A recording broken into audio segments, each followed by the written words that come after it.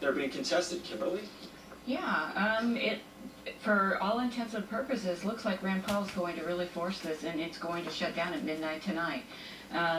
But before all the civil liberties activists get really excited about that, we follow up with, they will get something passed within the next 72 hours. That's what we heard from the majority leader. And didn't Congress present an alternative?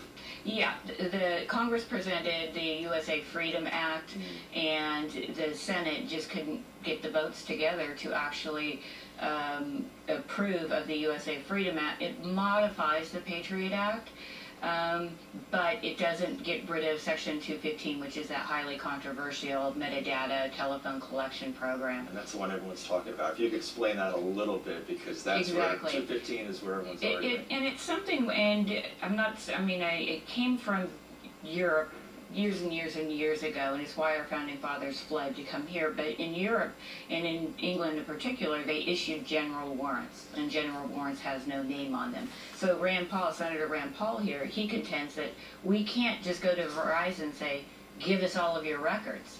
And we just had a Department of Justice come out with a report this last week, which said the program at Section 215 was ineffective and costly.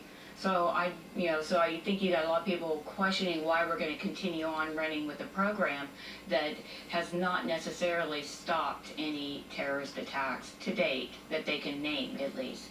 And President Obama saying if we don't come to a deal by midnight tonight, that could put the country at risk for more terror threats. Do you see a deal not happening by midnight? No, I don't think there's going to be a deal that's going to happen.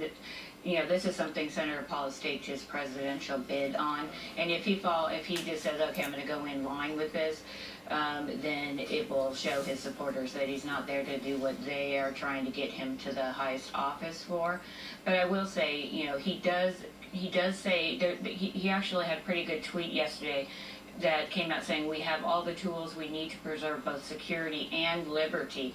And we get that in the FISA court because the FISA Court Act actually has a section in it called Section 702 where the government can, with suspected terrorists, go in and actually listen to content, not the metadata that we all talk about with this, but can actually listen to phone calls, read emails, and go into your social media networks and your internet and see where you're going.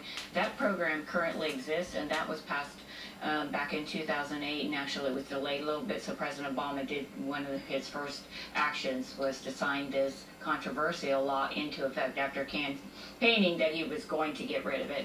But I think the danger here is, we know from history that Edgar J. Hoover collected dossiers on a whole bunch of different congressmen and that.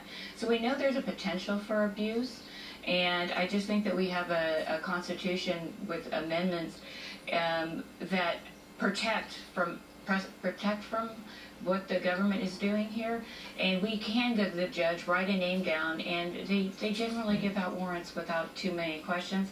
And by not doing that, it's chilling the media. We're not out getting the information we can, and it's something we definitely need to have a national discussion. And whether we like Snowden or not, guess what? He started this discussion. It's a very important one. Thank you, Kimberly, so much. We're out of time, but I know we will all be following up on this through the rest of the day, and tomorrow's going to be a big day as well. It'll be a big day, and we'll have a story up on San Diego 6. So. Absolutely. And to read more from Kimberly's full